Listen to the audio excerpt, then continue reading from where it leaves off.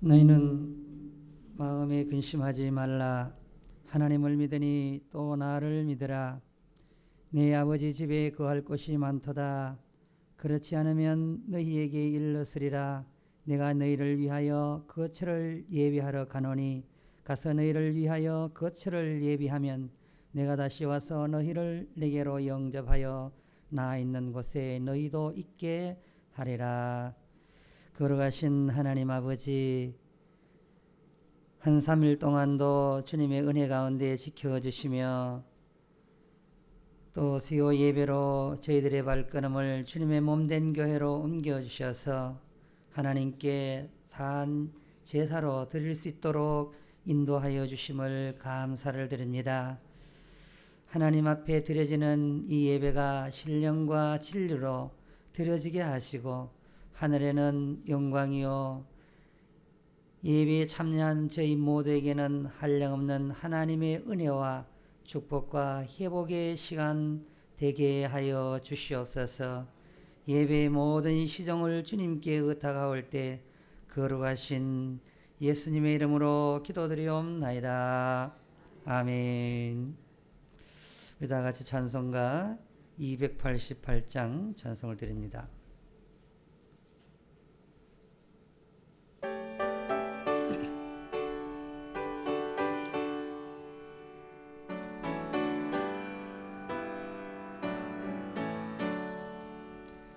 예수를 나의 구주 삼고 성령과 이로써 거듭나니 이 세상에서 내 영혼이 하늘의 영광 누리도다.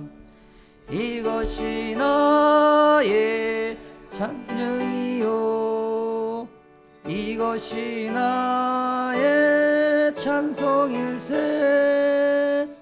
나 사는 동안 끊임없이 우주를 찬송하리로다.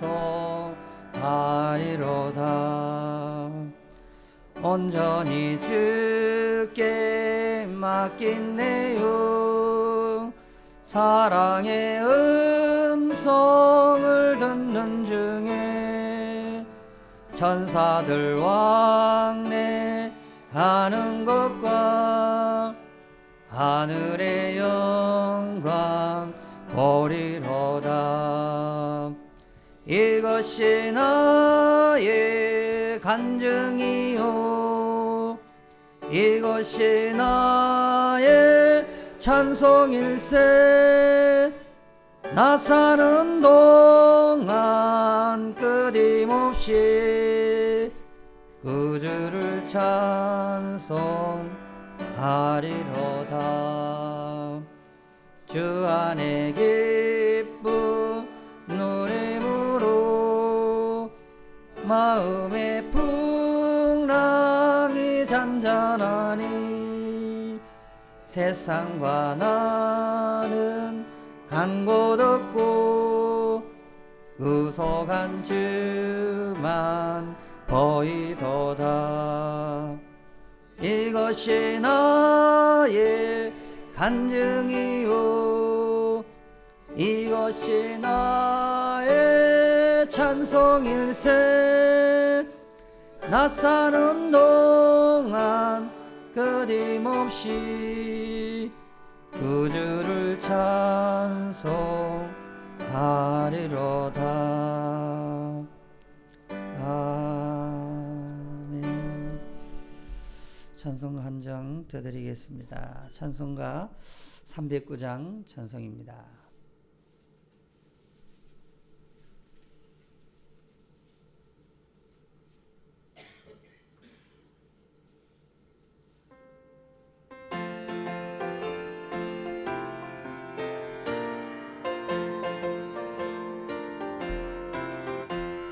목마른 내 영혼 주가 힘이 허락한 그 귀한 영생수 주여 갈망합니다. 그 약속 따라서 힘써 간구하오니 오 주여 내 기도 어서 들어주소서.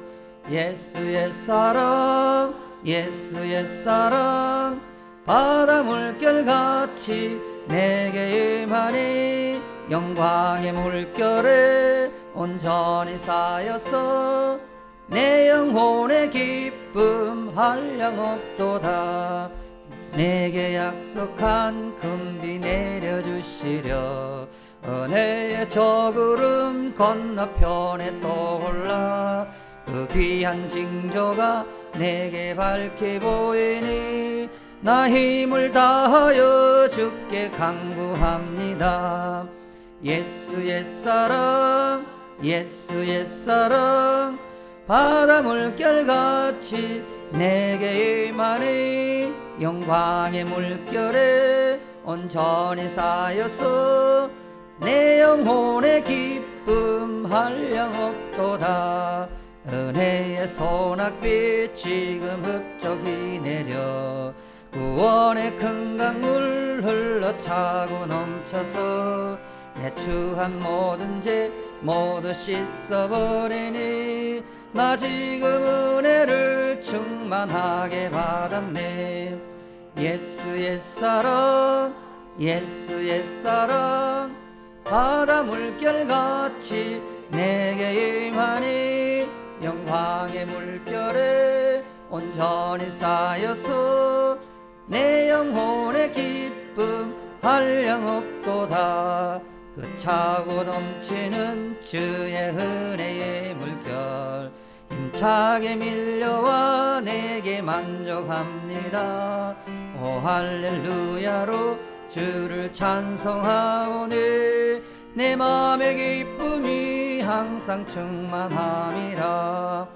예수의 사랑 예수의 사랑 바다 물결같이 내게 임하니 영광의 물결에 온전히 쌓여서 내 영혼의 기쁨 한량없도다. 아멘. 우리 시간 우리 함께 합심해서 한번 기도드리겠습니다. 은혜 받기 위해서 먼저 기도하시고 그리고 또 교회를 위해서 기도하실 때 또 내일부터 있을 대신방 위에 하나님 은혜를 주옵소서. 함께 기도 한번 드리겠습니다. 할렐루야. 하나님 아버지 은혜와 사랑을 감사를 드립니다. 한 3일 동안도 복된 주일을 보내고 건강하게 우리를 지켜 주시옵다가 3일 밤 수요 예배로 함께 모여 하나님 앞에 예배하며 영광 돌릴 수 있도록 인도하여 주심을 감사를 드립니다. 하나님 우리의 예배를 받으시옵소서. 예배에 참여한 우리 모두에게 한없는 하나님의 위로와 은혜가 있게 하시고 회복의 놀라운 은총을 허락하여 주시옵소서. 하나님 아버지 우리 영광교회를 기억하여 주시사 이제 영광교회가 감당해야 할 거룩한 하나님의 일들을 잘 감당할 수 있게 도와주시고 2020 비전이 주 안에서 아름답게 이루어져 갈 수 있도록 은혜를 더하여 주시옵소서. 하나님 아버지 내일부터 있을 대신방을 하나님께서 함께하여 주시사 이제 아버지 하나님 가정마다 하나님의 귀한 생명의 말씀으로 세워져 가게 하시고 가정에 필요한 말씀으로 한 1년 동안 그 말씀 붙잡고 믿음으로 살아가기에 부족함이 없는 귀한 생명의 말씀이 되어질 수 있도록 역사하여 주시옵소서.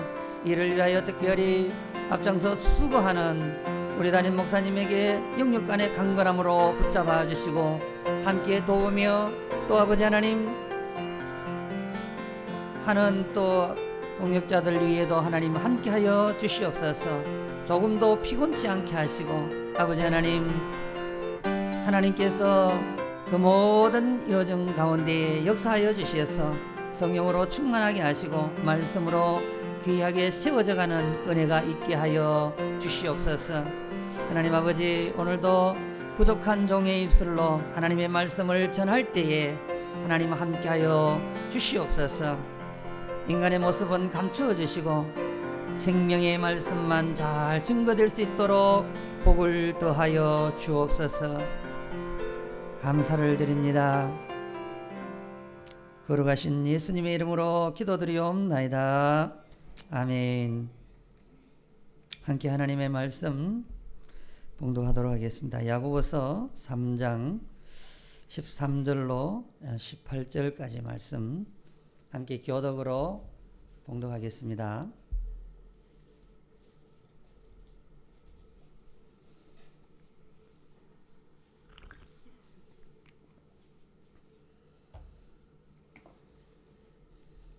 야고보서 3장 13절로 18절까지 말씀, 제가 가지고 있는 성경책 374쪽 신약성경입니다. 다 찾으신 줄 알고 제가 먼저 13절 받들어 읽겠습니다. 너희 중에 지혜와 총명이 있는 자가 누구냐? 그는 선행으로 말미암아 지혜의 온유함으로 그 행함을 보일지니라.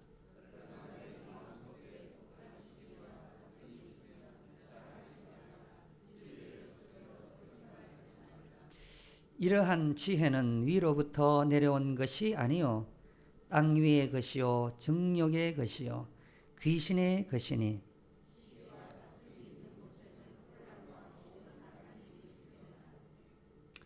오직 위로부터 난 지혜는 첫째 성결하고 다음에 화평하고 관용하고 양순하며 긍휼과 선한 열매가 가득하고 편견과 거짓이 없나니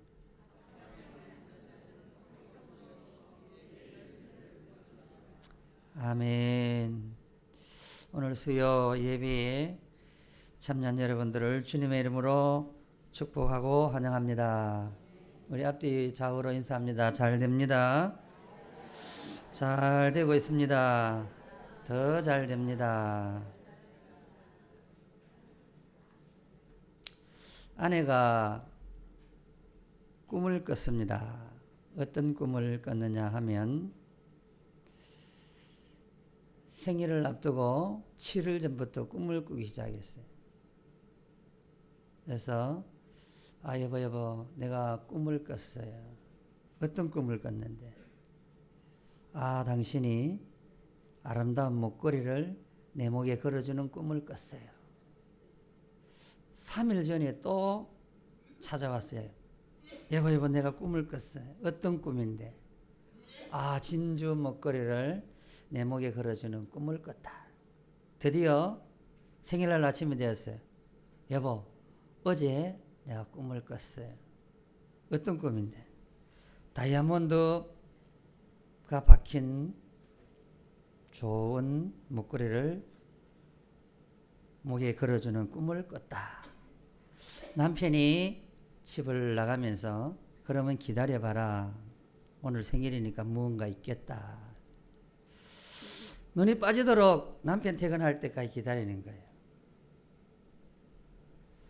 드디어 퇴근 시간이 되어서 남편이 봉다리를 하나 들고 왔어요. 목걸이 들기에는 조금 큰 봉다리를 들고 오는 거예요. 쇼핑백입니다. 참고로 봉다리는 사투리고 좀 크다 싶었어요. 그런데 이 쇼핑백 안에 예쁘게 포장된 것이 있는 거예요. 뜯어보니까 그 안에 진짜 선물이 있었어요. 선물이 뭐냐? 꿈 해몽책이라는. 꿈을 하도 많이 꾸니까. 여러분 우리가 꾸는 꿈은 결코 이런 개꿈이 아니고 주님이 주시는 비전인 줄 믿습니다. 주님이 주신 비전을 붙잡고 나가는 자에게는 하나님께서 그 꿈이 반드시 이루어지리라 확신합니다. 인간이 동물과 특별히 다른 것이 있다면 한 두 가지로 살펴볼 수 있는데, 첫째는 말을 한다는 거예요. 물론 성경에 보니까 나귀가 말했다라고 하는 거예요. 일시적이겠죠. 그리고 또 하나 동물과 다른 것이 있다면 그 특징이 표정을 짓는다 하는 것이 인간과 동물의 다른 점이 아닌가, 그런 생각을 해보게 됩니다. 우리는 우리의 생각을 말로서 표현하면서 우리의 마음을 전달하게 해 놓으셨습니다. 하나님이. 아마 동물들도 말을 하거나 표정을 짓도록 했다면 개도 못 잡았겠죠. 아마 그 지역에 돼지들이 난리를 칠 거예요.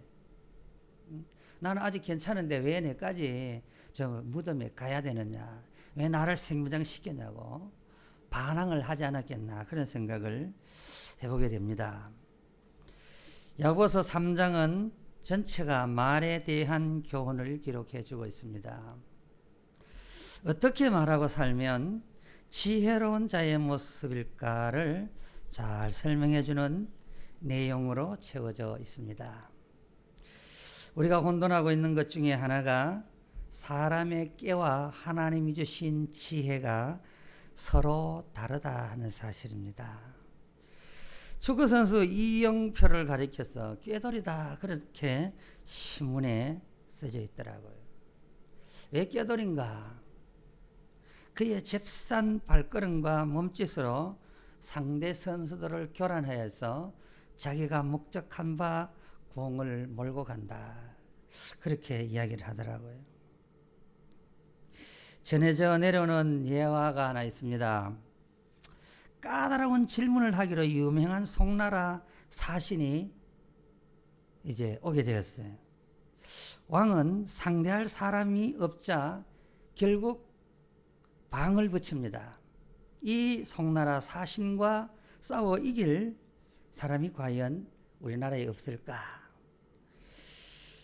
그런데 뽑혀진 사람은 의외로 바보로 소문난 젊은 청년이었습니다. 이제 그만한 송나라 사신이 나라에 도착을 했어요. 청년을 보자마자 엄지와 검지를 연결해서 사각을 만들어서 청년에게 보였어요. 그러자 이 청년은 원을 그려서 이 송나라 사신에게 말을 합니다.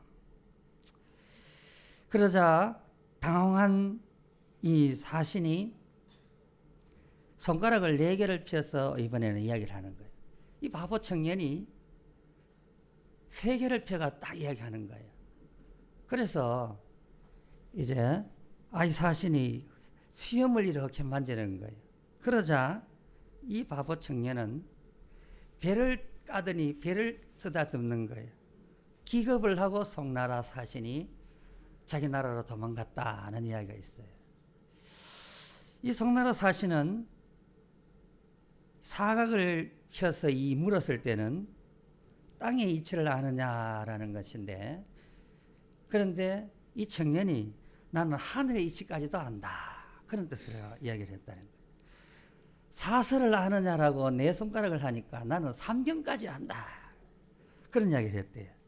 근데 사실을 알고 본 적 이 청년은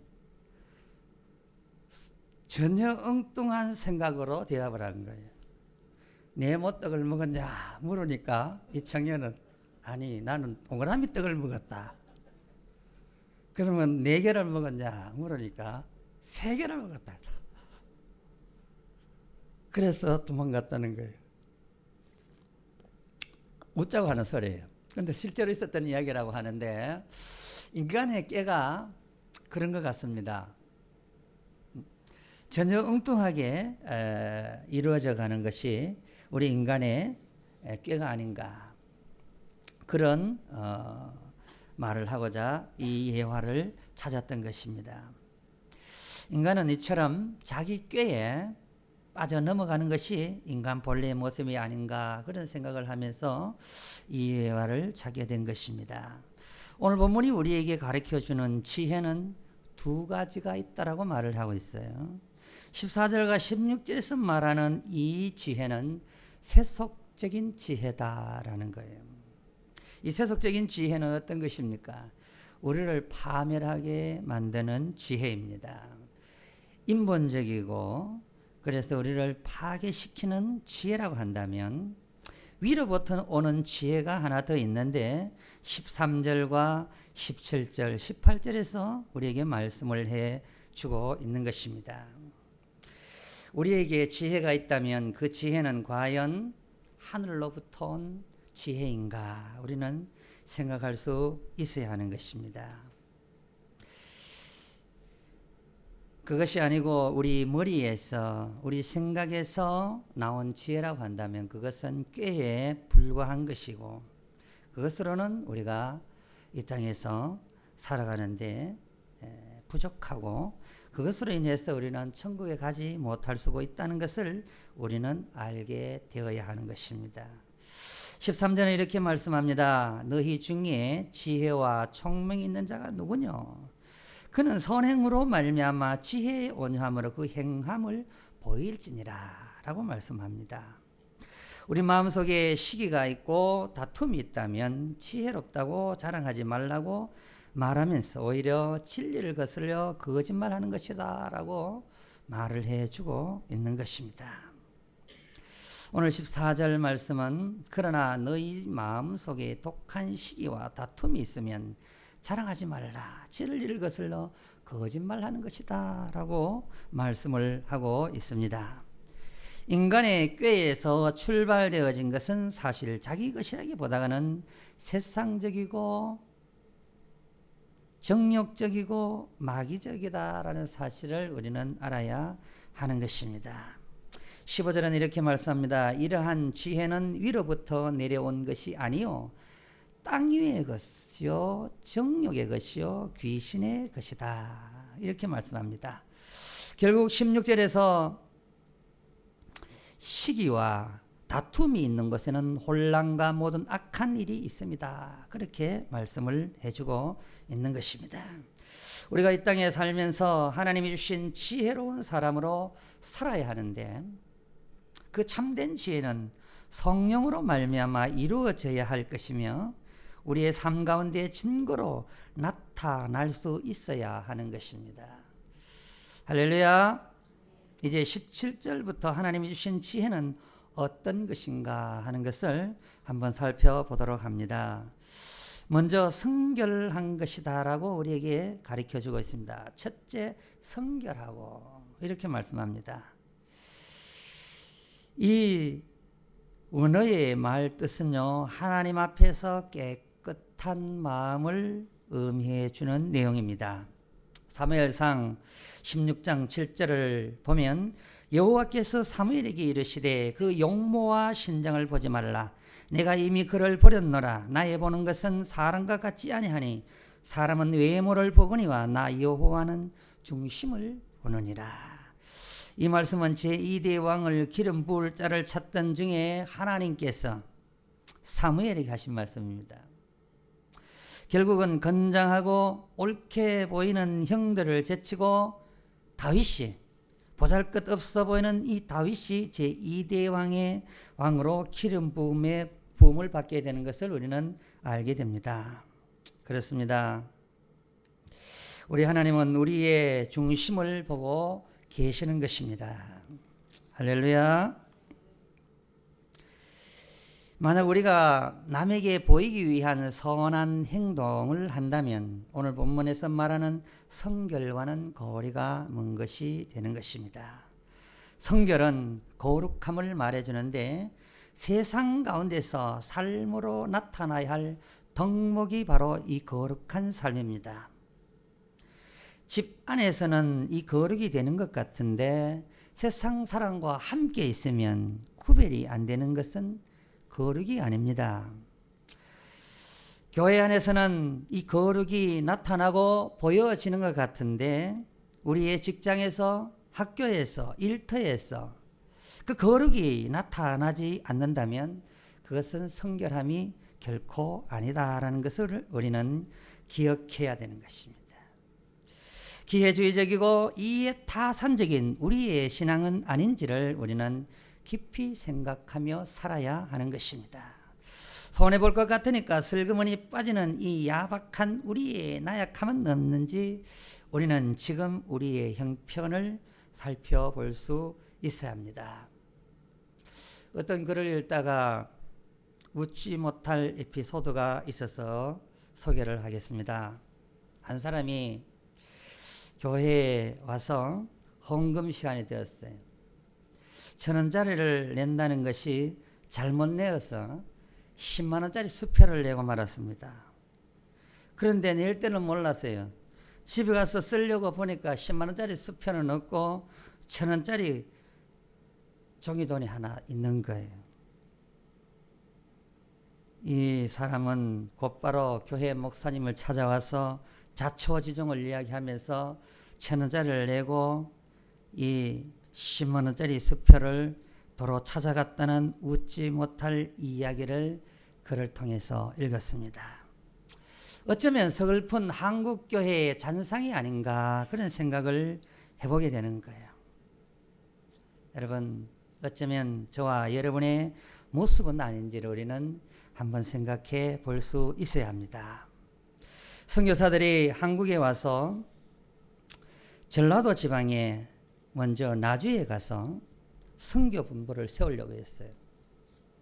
근데 나주 사람들이 반대를 하는 거예요. 그래서 하는 수 없이 전라도 본부를 광주에 세웠다고 합니다. 경상도에 와서 처음에는 선교 본부를 경주나 아니면 상주에다가 원래 선교 본부를 세우려고 했대요. 그런데 그곳 역시 반대에 부딪혀서 대구에다가 선교 본부를 세웠다 그런 거예요. 결국 선교 본부가 세워진 광주나 대구가 더 발전하는 계기가 되었다는 것을 우리는 알게 됩니다. 여러분, 우리가 신앙생활을 한다는 거 우리의 이해 타산으로만 한다면 우리가 손해보니까 슬그머니 그 손해보는 자리에서 물러나 버린다면 하나님의 축복도 우리는 받지 못하는 그런 일로 맞춰지지 않을까 그런 생각을 해보게 되는 것입니다. 하나님께서 주시는 지혜는 하나님 말씀을 따라 때로는 손해를 봐도 말씀 앞에 순종하며 나아가야 한다는 사실입니다. 세상 가운데서 거룩을 유지하며 순결함으로 하나님의 영광을 나타낼 수 있는 저와 여러분이 되어야 하는 것입니다. 그 다음으로 오늘 본문은 뭐라고 하느냐, 다음에 화평하고 라고 말씀합니다. 마태복음 5장 9절을 보니까 주님께서는 화평케 하는 자는 복이 있나니 저희가 하나님의 아들이라 일컬음을 받을 것이다 라고 말씀합니다. 주님께서는 우리에게 평화의 사신이 될 것을 주문합니다. 피스메이커가 되기를 하나님은 우리에게 요청하고 있는 거예요. 다툼이 있는 자리에 가면, 성도들이 가면 그 다툼이 끝이 나야 되는 거예요. 가정에도 직장에도 그 어느 곳이든지 분쟁이 일어나는 그곳에 성도들이 가면 그 분쟁이 끝이 나고 평화가 이루어져야 된다는 것을 우리는 기억해야 하는 것입니다. 그런데 오히려 반대로 잠잠하던 곳에 우리가 가니까 왠지 시끄러워진다면 문제가 진짜 심각한 거예요. 정말 하나님을 믿는 사람이라면 그렇게 되어서는 안 된다 하는 것을 우리는 기억해야 되는 거예요. 내가 양보하면 문제는 해결되게 되는 것입니다. 가족 안에 문제가 일어날 수가 있어요. 분쟁이 일어날 수가 있습니다. 그런데 똑같이 하려고 하면 분쟁은 끊어지지가 않습니다. 내가 손해 좀 보면, 내가 좀 양보하면 평화가 그때부터 찾아오게 된다는 거예요. 우리는 신앙생활을 하다 보면 이렇게 손해볼 일들이 많아요. 이 땅에서 진짜 손해보고 너무너무 억울한 때가 많아요. 그럼에도 불구하고 우리가 왜 이렇게 해야 되는가? 이 땅에서의 삶이 전부가 아니기 때문인 것입니다. 믿습니까? 요한일서 4장 7절을 보니까 사랑하는 자들아 우리가 서로 사랑하자. 사랑은 하나님께 속한 것이니 사랑하는 자마다 하나님께서 나서 하나님을 알고 라고 말씀합니다. 우리가 사랑하는 마음만 있으면 양보도 되고 져주는 것도 되는 것입니다. 그래서 용서도 되고 그렇게 되는 줄 믿습니다. 이어서 17절 말씀, 이 17절 말씀의 이 화평은 하나님과 우리와의 바른 관계를 말해 주는 것입니다. 그런데 그 바른 관계를 이룰 수 있도록 하신 분이 누구인가 하는 거예요. 그걸 우리는 기억해야 됩니다. 우리 힘으로는 결코 화평할 수가 없다는 거예요. 인간은 한계가 있다라는 것을 기억해야 되는 거예요. 그래서 골로새서 1장 20절을 보니까 그의 십자가의 피로 화평을 이루사 주님께서 가능하다라는 사실이에요. 주님이 함께 하시면 양보도 되는 것입니다. 이해가 되어진 것입니다. 그래서 덕을 세울 수가 있게 되는 것입니다. 주님께서는 막힌 담을 허셔서 구원하시기 위하여 이 땅에 오신 것입니다. 우리가 주님께서 이토록 우리를 사랑하셔서 자기 몸을 십자가에 내어 주기까지 하신 그 사랑 잊지 말고 우리가 선 그 자리가 향기로운 자리가 되어야 하는 거예요. 그런데 반대로 우리가 가면 왠지 구린 데가 나면은 안 된다라는 사실이에요. 바울은 고린도후서 2장 15절에 보니까 우리는 구원 얻은 자들에게나 망하는 자들에게나 하나님 앞에서 그리스도의 향기다라고 말합니다. 주님으로부터 주어진 지혜로운 자처럼 우리는 서로 화평을 이루어가는 자들이 되어야 하는 것입니다. 시편 37편 37절을 보니까 완전한 사람을 살피고 정직한 자를 볼지어다. 화평한 자의 결국은 평안이로다. 할렐루야. 오늘 밤도 평안한 밤을 맞이하시기 위해서는 평화를 만들어야 됩니다. 오늘 집에 가서 남편과 평화를 만드시기 바랍니다. 자녀들과 평화를 이룰 수 있기를 바랍니다. 그러면 밤이 평안하다. 여러분, 우리가 신앙생활을 하다 보면 저도 그렇습니다. 종종 부부싸움을 합니다. 경제적인 문제, 자녀에 대한 문제, 여러 가지 문제로 저도 부부싸움을 하곤 합니다. 부부싸움을 하면 말이 없잖아요. 그래서 지금은 그렇지 않지만 예전에는 한 3일씩 말하기가 싫더라고요. 이 사회. 괜히 말을 먼저 하면 지는 것 같고. 그래서 지금은 그렇지 않기 때문에 당당하게 지금 말을 하는 거예요. 땅에서 매면 하늘에서도 매고 땅에서 풀면 하늘에서도 풀린다. 우리가 예배를 드리러 와도 화평하지 못한 가운데 예배를 드리러 오면 그 화평하고 와서 예배를 드리라고 그러잖아요. 그처럼 우리는 모든 이로 하여금 화평할 수 있어야 하는 것입니다. 그런데 그거에 그렇게 하루아침에 되어지는 것들이 아니더라고요. 그러고 싶지 않았음에도 불구하고 돌았으면 분명히 후회하는데 그런 일들이 일어난 것이었습니다.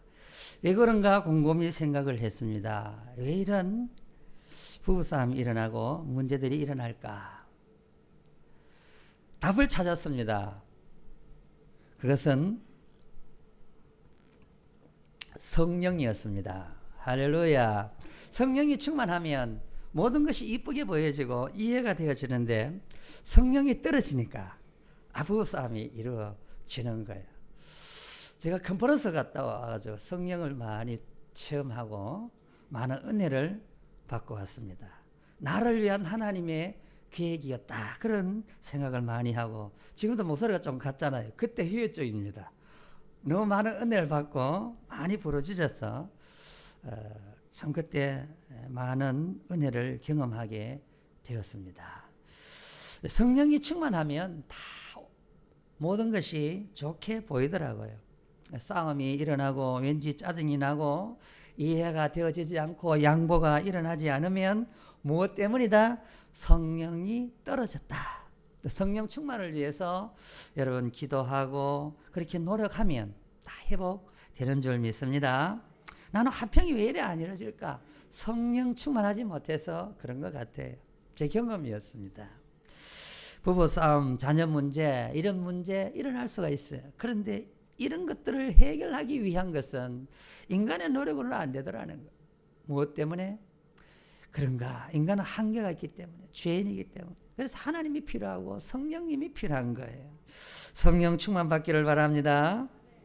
그리고 오늘 본문에 보니까 또한 관용이다라는 말이 나옵니다.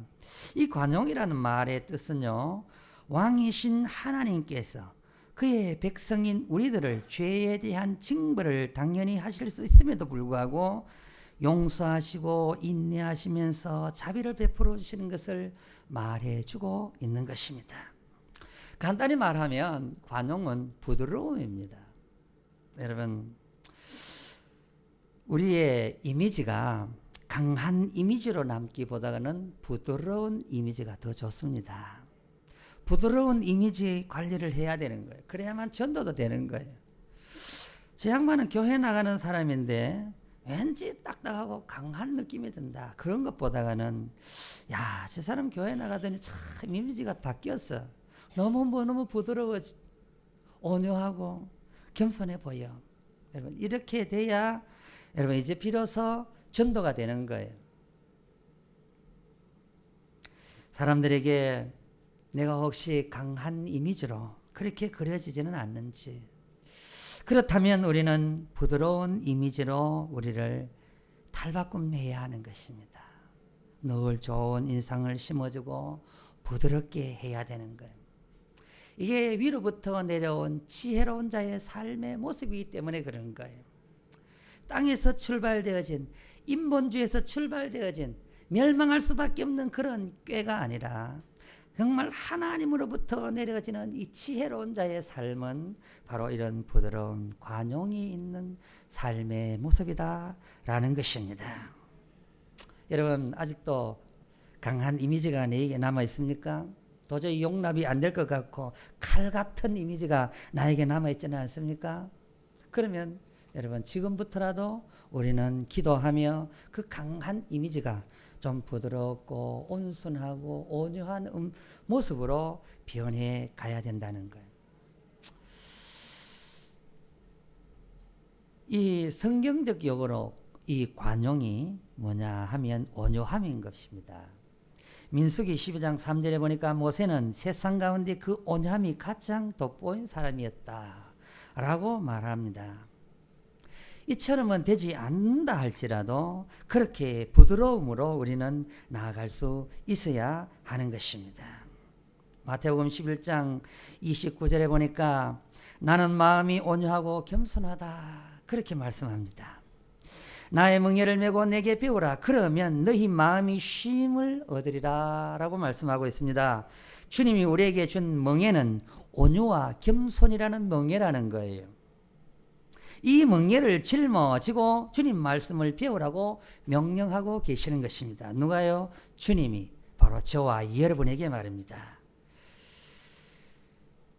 관용에 또 다른 의미가 있다면 그것은 대인관계에서 적용되는 말로서 공정하고 정당한 것을 말해줍니다. 타인과 자기가 동등하게 생각될 때 나타나는 현상이 뭐냐면 공정해질 수 있고 또 정당하게 보여질 수가 있다라는 사실입니다. 나보다가 우리 이웃이 혹 못하거나 혹 잘났다고 생각하면 절대 우리는 우리의 이웃에 대해 공정하거나 정당한 행동들이 나올지를 못하는 것입니다. 그래요. 우리가 우리들의 이웃을 향하는 태도가 언제나 나는 잘났고 남은 못난 것이 아니라 나와 동등하다라는 그런 생각을 가지고 그렇게 우리가 믿음의 삶을 살 수 있어야 되는 것입니다. 그렇게 될 때 비로소 우리는 이웃에 관용을 베푸는 자로 남게 되는 것입니다. 그리고 이어서 말씀을 보니까 긍휼과 선한 열매가 가득한 삶을 이야기해 주고 있습니다. 긍휼이란 불쌍히 여기고 동정심, 자비심이라는 뜻으로 쓰여지고 있지만 여기서의 말하는 긍휼은 가난한 자들을 돌보고 세워야 된 이웃의 사랑을 베푸는 행동을 말해주고 있습니다. 왜 우리가 우리의 이웃들의 긍휼을 베풀어야 할까요? 주님께서 우리에게 긍휼을 베풀어 주셨기 때문인 것입니다. 우리는 그 사랑이 없었다면 저주 아래서 죽어 없어지고 지역 백성으로 멸망받을 수밖에 없었던 것입니다. 따라서 우리는 한없이 이곳에 주의 사랑을 가지고 가난하고 소외된 자들에게 주의 사랑을 베풀어야 한다는 것을 우리는 기억해야 하는 것입니다. 우리가 자선을 할 때, 우리가 구제를 할 때 우리가 다 쓰고 남는 것으로 구제할 수는 없는 것입니다. 내가 조금 절약하고 그래서 구제하는 것이 바로 성경적 구제인 것입니다. 잠언 11장 24절 말씀은 흩어 구제하여도 더욱 부하게 되는 일이 있나니 과도히 아껴도 가난하게 될 뿐이다 라고 말씀을 하고 있습니다. 그리고 선한 열매로 쓰여진 이 헬라 원어를 본뜻을 보면 선하게 보이는 열매가 밖으로 나타내 보이는 것을 말해줍니다. 이 말의 뜻은 긍휼과 연결되어 쓰여진 이유가 있습니다. 긍휼의 마음이 없으면 얻어지는 것이 없기 때문에 그런 것입니다. 다시 말해 긍휼로 나타나는 열매가 선한 열매다. 그 말인 것입니다. 말씀을 더 전해야 되는데 오늘은 여기까지만 전하겠습니다. 목사님 또 2부를 늘 말씀하시더라고요. 그래서 말씀을 더 하면 시간이 더 많이 갈 것 같아서 나중 기회를 주시면 다시 더 전하도록 그렇게 하겠습니다. 여러분, 세상 가운데는 자기 이익을 잘 챙기고 약삭 빠르게 사는 사람들이 지혜로운 사람으로 이야기를 합니다. 때론 이런 사람들은 악을 행하기를 서슴지 않습니다. 이런 사람들의 사고 구조에는요, 지혜의 도덕성이 고려되고 있지를 않습니다. 그런데 하나님은 이들을 어리석다라고 말씀하고 있습니다. 세속적으로 지혜로워 보이는 사람들이 사실은 어리석은 이유가 어디에 있습니까? 이들은 하나님이 없기 때문인 것입니다. 여러분, 성경에서 말하는 지혜로운 사람이 어떤 사람일까요? 세상적 가치로 사는 사람들이 아닙니다. 세상적 가치로 보면 분명히 손해봐야 되는 것이고 어쩌면 때로는 죽기도 해야 되는 것, 환난을 당해야 되는 것이고 한없이 내가 없어져야 되는 것, 한없이 내가 낮아져야 되는 것, 섬기는 것입니다.